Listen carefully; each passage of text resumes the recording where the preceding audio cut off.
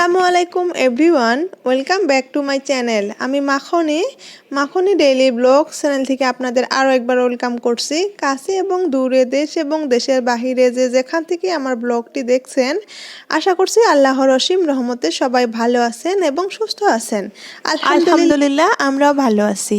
এই তো আজকে সকালের নাস্তায় আমি কিছুটা ব্রেড ছিল, ব্রেডগুলো ভেজে নিচ্ছি, আর কিছুটা পিঠা ছিল, আমি পিঠাগুলো ভেজে নিচ্ছি। এগুলা দিয়ে আজকে ব্রেকফাস্ট করে নিব। তো এগুলা পিঠা আপনারা বা কে কি বলেন আমি জানি না। তো আমরা কিন্তু কেউ কেউ গরগরি পিঠা বলে, কেউ কেউ ডলা পিঠা বলে। তো আপনারা কে কি পিঠা বলেন আমাকে কিন্তু জানাতে ভুলবেন না অবশ্যই। তো এই তো আমাদের ব্রেকফাস্ট রেডি হয়ে গেল। আমরা দুইজনে এখন এই যে চা আর এগুলা পিঠাগুলা খেয়ে নিব। তো যাই হোক, এই মুহূর্তে যদি আমার ভিডিওটি দেখে থাকুন তো প্লিজ একটা লাইক দিয়ে ভিডিওটি কন্টিনিউ করবেন। তারপর হলো এই যে আমার শ্বশুর আব্বাকে এখন চা দিয়ে দিচ্ছি।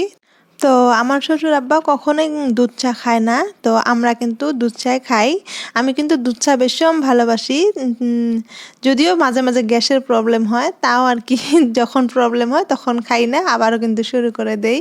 তো যাই হোক, আমার মতো সবাই কিন্তু দুধ চা খেতে ভীষণ ভালোবাসে, সব আপুদের ভিডিওতে দেখতে পাই। তো এখন হলো আমার অনেকটা থালা বাসন জমে গিয়েছে, তো আমি এখন থালা বাসনগুলো এখন ধুয়ে নিব।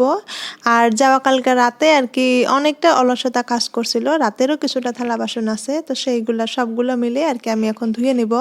তো হ্যান্ড গ্লোভসটা পরে নিলাম।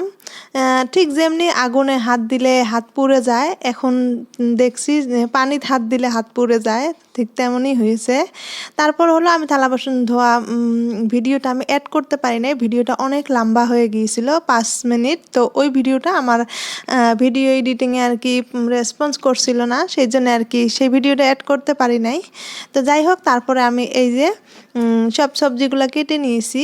তো বাঁধাকপি কেটে নিয়েছি, আর হলো গাজর, মটর, এগুলো সব কিছু আমি নিচে বসে বটি দিয়ে কেটে নিয়েছি। তো ওই যে একটা অভ্যাস আছে না আমাদের মা খালাম্মাদের, নিচে বসে খুব আরামে পিড়া নিয়ে বটি নিয়ে বসে সুন্দর করে কেটে তারপরে রান্না বান্না করা, তো সেই অভ্যাসটা আমারও। আমিও আর কি চাকু দিয়ে বেশি কাটতে পারি না, শুধু পেঁয়াজটাই কাটি আর কি। তো যাই হোক, সবগুলো কেটে রেডি করে নিয়ে আমি এখন এগুলা এই যে ভাজি বসিয়ে দিচ্ছি। তো বাঁধাকপিটা একটু টান টান ছিল, তার জন্য আর কি আমি বাঁধাকপিটা আগে একটু জমিয়ে নিব, তারপর হলো আলু আর গাজরগুলো দিয়ে দিব। ওগুলা কিন্তু খুব নরম, তো সেই জন্য যাতে ভেঙে না যায় সেই জন্য আমি একটু দেরি করে দিয়ে দিব। তো যাই হোক, এই তো আমি এখন বাঁধাকপিটা দিয়ে দিলাম, আর সব ধরনের গুঁড়ো মশলাগুলো দিয়ে একটু ঢেকে দিয়েছিলাম। তারপর হলো আমি এই যে গাজর, মটর আর আলুটা দিয়ে দিলাম। তো এখন আমি এগুলো সুন্দর করে ভাজি করে নিব।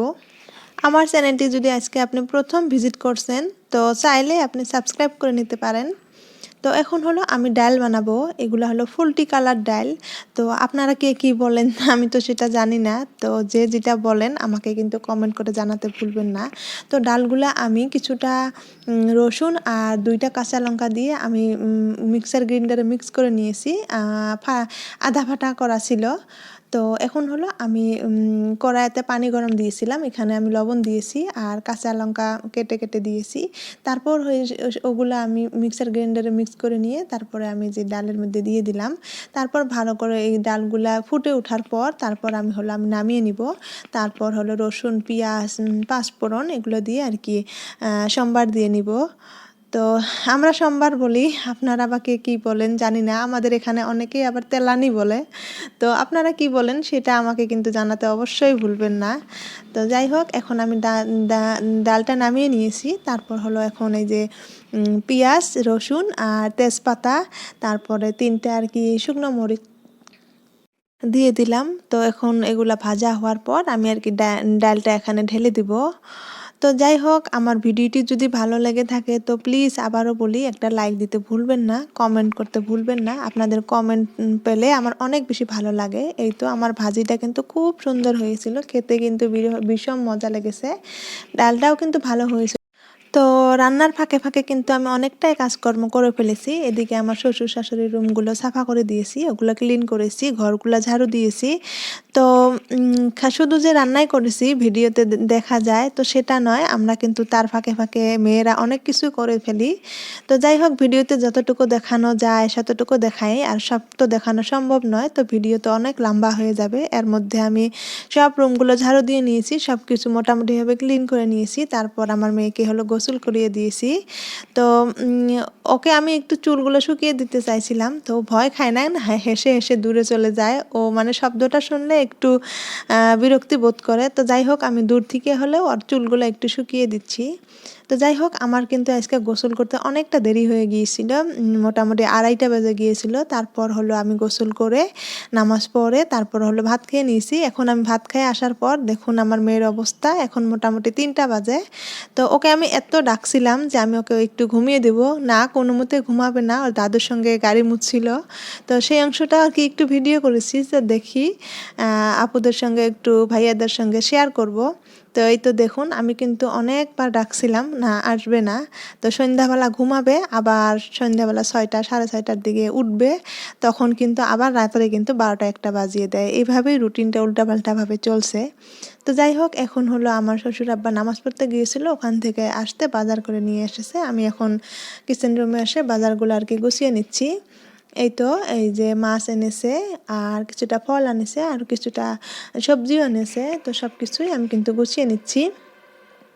তো ফলগুলা এই তো ঢেলে নিলাম। আমার মেয়ে কিন্তু কমলা ভীষণ ভালোবাসে, তো আমিও তো কমলা ভালোবাসি। আসলে তো বাচ্চারা না মা বাবার থেকে হয়তো খাওয়া দাওয়ার গুণটা পায়। তো যাই হোক, আমি কিন্তু কমলাগুলো ঢেলে ভালো করে ঢেকে অল্প দূরে রেখে দিলাম, যাতে আমার মেয়ে দেখতে না পায়, দেখলে কিন্তু যখন তখনই কমলা খেতে চায়। তো যাই হোক, এখন হলো আমি এই যে ভিমবার লিকুইডটা যে আছে ওটা আমি এখন লিকুইডের জারটাতে ঢেলে নিচ্ছি। তো আমি লিকুইডটা আগে অনেকবার ইউজ করেছি, কিন্তু এই আমার জারটা ছিল না, আপুদের ভিডিওতে দেখেছি, দেখে আমি অর্ডার করেছিলাম। তো এখন আবার রাতে রান্না বান্না করব। তো এই তো আমি এগুলো সব কিছু নিচে বসে কেটে নিয়েছি, কুমড়া কেটে নিয়েছি। তো মাছগুলো একটু একটু ভেজে আর কি কুমড়া দিয়ে রান্না করব। তো যাই হোক, এখন আমি মাছগুলো একটু একটু করে ভেজে নিব, আর অন্যদিকে আমি একটা চুলাতে আর কি কুমড়োটা কষান বসে দিব। আর মাছটা ভেজে হলে আমি কুমড়োর উপরে দিয়ে ভালো করে লাড়াচাড়া করে তারপর আমি হলো পানি দিয়ে দেবো। এই তো আমি কিন্তু অফ ক্যামেরাতে কুমড়োটা বসে দিয়েছি, তারপর এই তো ভালো করে নেড়ে ছেড়ে নিয়েছি, কষান করে নিয়েছি, তারপর এখন হলো পানি দিয়ে দিলাম। তো একটু সিদ্ধ হওয়ার পর তারপর হলো আমি মাছগুলো দিয়ে দিব। তো আমার মাছগুলো কিন্তু ইতিমধ্যে ভাজা হয়ে গিয়েছে। তো 2টা মাছ আমি একটু লবণ হলুদ আর মরিচ বেশি করে দিয়েছি। আমার শাশুড়ি আম্মা নাকি বলেছে যে মাছ ভাজি দিয়ে ভাত খাবে, আমরা হলো আর কি কুমড়ো দিয়ে খাবো। তো এই তো ফাইনালি আমি আর কি শীতের পিঠা বানানোর জন্য তৈরি হয়েছি। তো দেখতে থাকুন আমার পিঠা বানানো। এই তো আমি দুধটা কিন্তু রেডি করে নিয়েছি। অন্যদিকে আমার মাছের সবজিটাও রান্না হয়ে গিয়েছে। তো আমি সবজিটা এখানে নামিয়ে নিলাম, আর কড়াইটা ধুয়ে নিলাম। আমার মনে হলো যে ওই কড়াইটাতে আর কি পিঠাগুলো ভালো হবে, সেই জন্য আর কি নামিয়ে কড়াইটা ভালো করে ধুয়ে নিলাম।